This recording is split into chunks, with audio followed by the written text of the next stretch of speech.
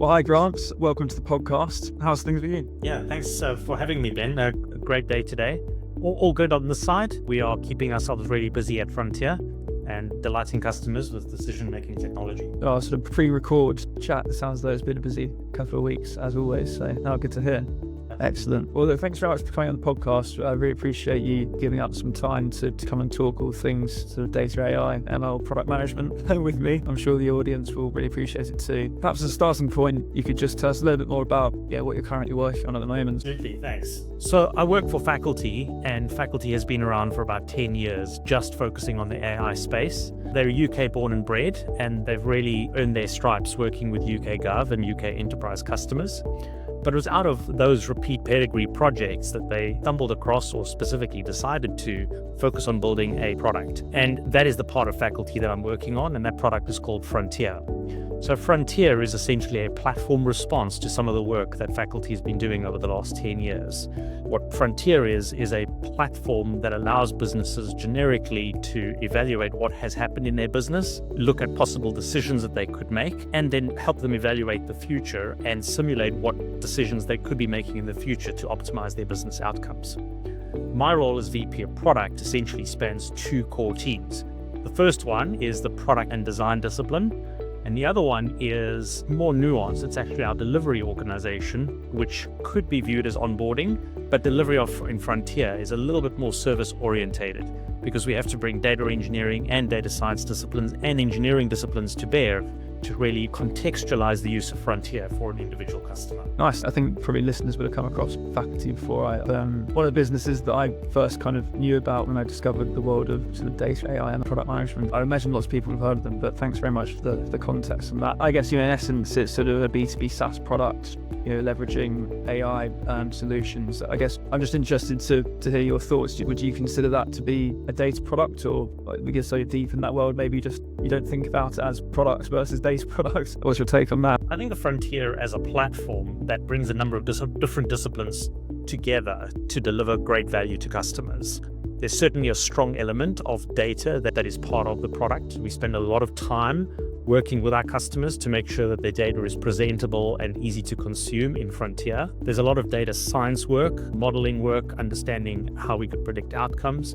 And then there's a very strong user experience layer to Frontier as well, where we really think carefully about decision managers and how they will make decisions and how we can optimize that business process. Frontier brings all of those to bear. Cool. Yeah, I think my sort of experience and conversations I've had, I think if you work for a business that is primarily in that kind of data AI ML world, then typically that it's not necessarily differentiated. Whereas if you're a tech company and you have one kind of product which is very much just like a B2C mobile app, but then you have something that connects onto the back, which is maybe like an ML product, I think there's a bit more differentiation. I think good explanation on your side. As Frontier, we see us delivering value to sort of two core stakeholders, not understanding the decision complexity. The first one is the business user who's actually making the decision. And the other one is the person or the team of people that take Frontier to customers. The data engineers, the data scientists, the software engineers. Collectively, we call those the team of decision engineers. So we have decision engineers and decision managers, and the product ultimately has to work to deliver to both of these stakeholder needs. That's very interesting. I guess that must throw up quite different kinds of conversations when you're maybe explaining how a product might be used to the engineers that you talk about versus the actual I guess the business side. Slightly different in terms of the complexity maybe you can go into with those types of stakeholders.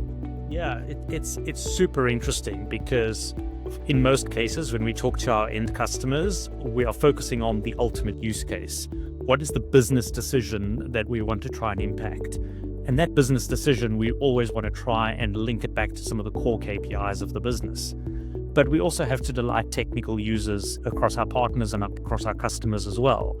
So we've got to give them insights as to what it's going to take to deploy this technology in their customer organizations and make sure that we can sort of join up those dots. But ultimately, I think we start at the commercial outcome. and we kind of work our way backwards. And I think that is ultimately where the real core market value for these technologies is going to lie in the future. Yeah, nice. And that's a really good point. And just tell me a little bit about the fellowship program as well that you run at faculty. I think people will be quite interested in that. Certainly interests me. The fellowship, I think, is one of faculty's core strengths, actually. I wasn't aware of it before I joined faculty, and as I got sort of really into Frontier, the fellowship stayed on the side. But I think the fellowship is a phenomenal way to bring data talent into the UK economy. Basically, it's the hottest ticket in town if you've qualified out of uni and you've got a great solid master's degree or a PhD to your name.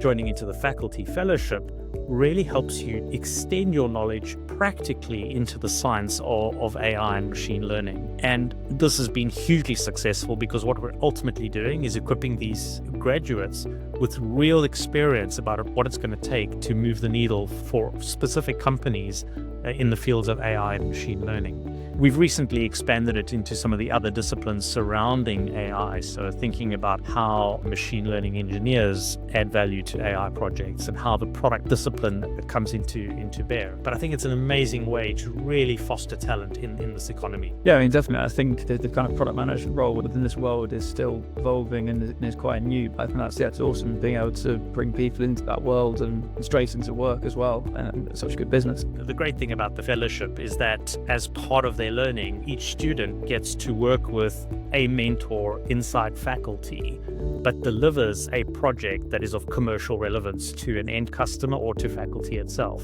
So they get this real life working experience, which they would never be able to get elsewhere. I think it's really an incredible initiative. Definitely is. And I think I was going to say, I think I read somewhere that you've got over like 50 PhD level AI and ML experts in the business. So yeah, that's a pretty attractive offer. It is. And for someone that like me, who probably has more product experience and is not a PhD and is not a data scientist, it's quite intimidating. But I think that this is where Frontier and faculty combine the strengths of everybody to create something that's amazing. As we said earlier, it's not about just the performance of the model. It's not about just the data. It's actually about bringing all of these strengths to bear. And I think that is ultimately where we will see customers derive the most value. Nice. Excellent. Well, I guess on that element of deriving value for the customer, to tell me a bit more about how do you know when you're actually generating that value for a customer? It's a really great question. And I think that we're still thinking a little bit about how we can turn this into a repeatable process.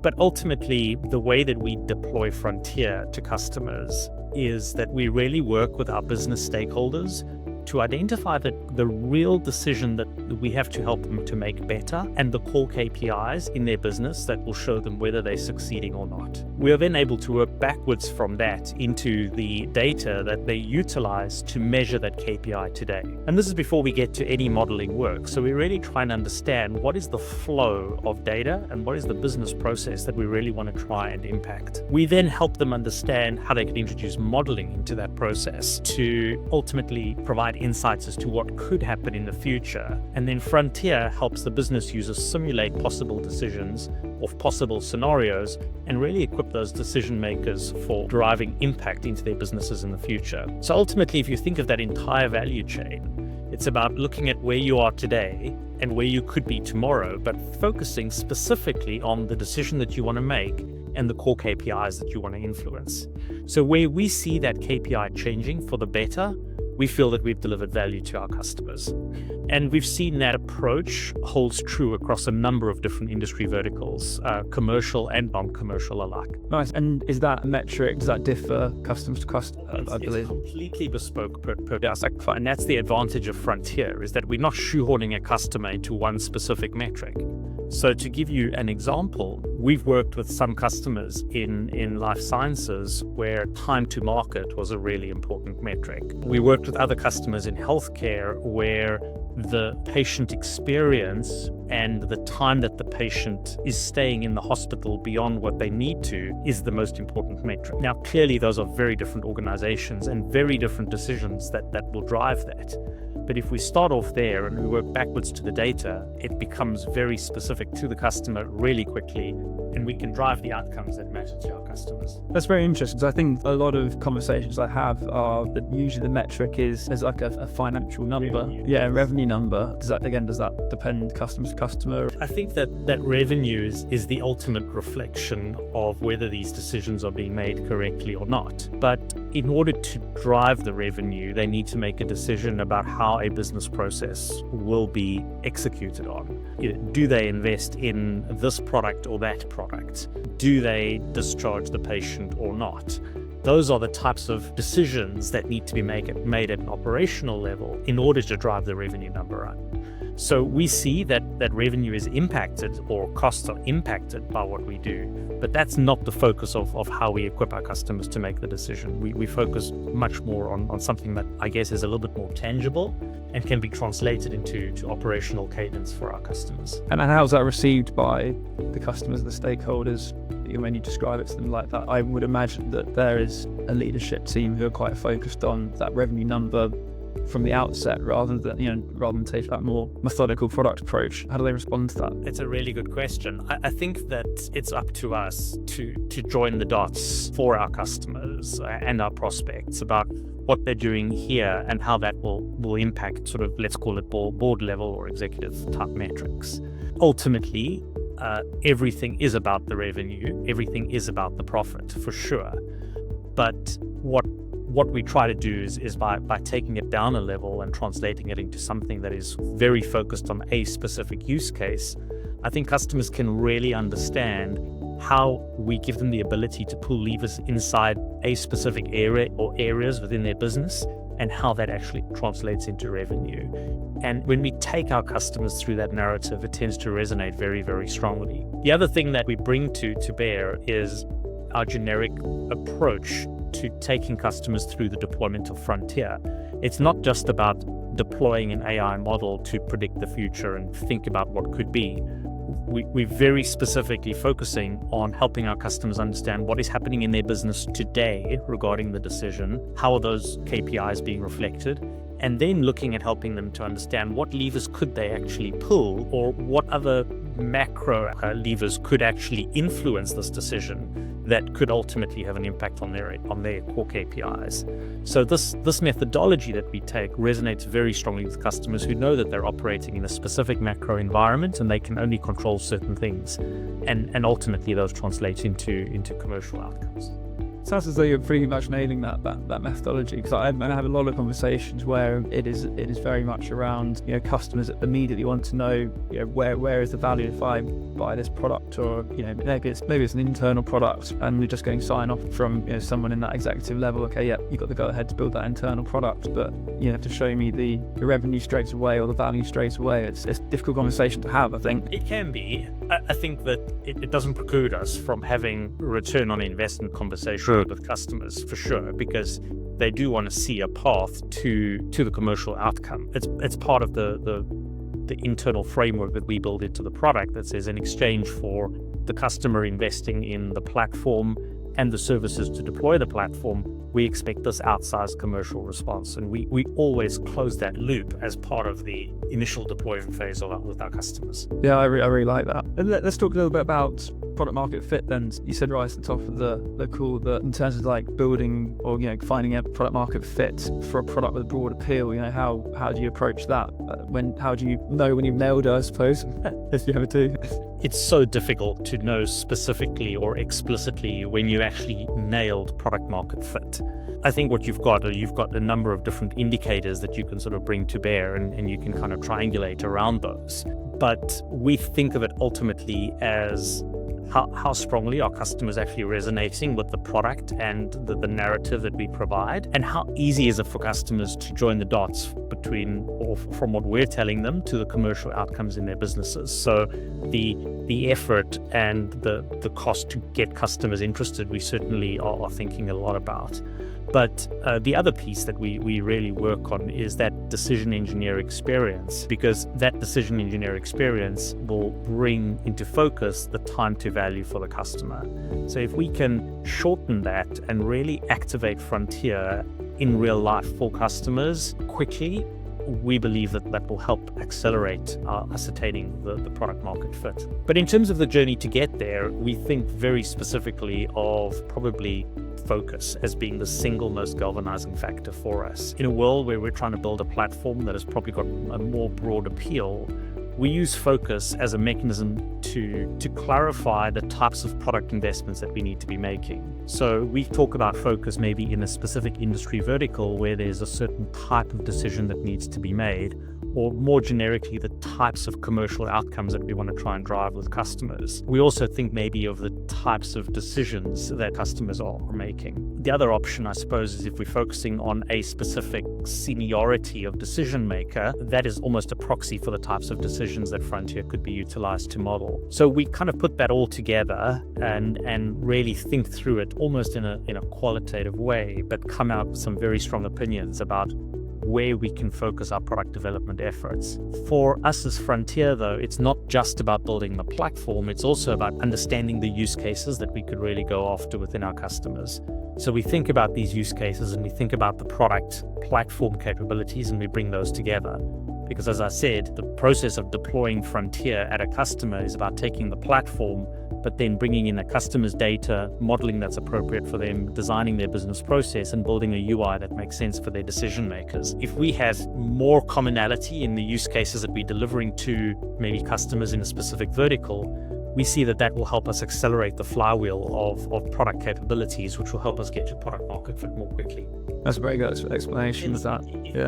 If you read so much about product, and a lot has been written about it in the last 3 to 4 years, and maybe even beyond that, there's one word that comes out the most strongly, and that is the importance of focus. I strongly believe in almost being uncomfortably focused, being quite narrow about what it is that you say you will do and what you won't do. And that gives rise to perhaps something that's more uncomfortable for us as Frontier, which means we qualify out of more opportunities because we recognize that we want to have an outsized impact on the customer's decision-making capabilities, and maybe certain types of decisions are not the right ones for us to be taking on right now. You said you're able to bespoke it, to every customer, but then if you've got that clear focus, then it's, there is an element of usability in that, isn't there? So it's not, you have you bespoking, but then you're also, let's say, focused. You're not reinventing the wheel every time. Just because we can doesn't mean we should. And we tend to think very carefully about that repeat pedigree of services and onboarding experience that we can give to customers, and really focus on the learns rather than just taking a customer through a process. Well, that sort of reusability piece as well. Are you able to share any kind of specific use cases where you've adapted one use case to another? I think people in the data PM world are always interested in replicating that again rather than going straight back to the basics again and stripping it all back to the beginning. The repeatability, I suppose, we think about it on two levels. The first one is just going back to the core nuts and bolts, almost quasi-engineering work that we need to do to take Frontier to a customer. By way of example, we know that there's a lot of data engineering work to get data from our customers and prepare it and transform it and make it ready for consumption in Frontier. One of the things that we've done is we've created a number of core product capabilities that make that a whole host easier. So when we delivered Frontier to our very first customer,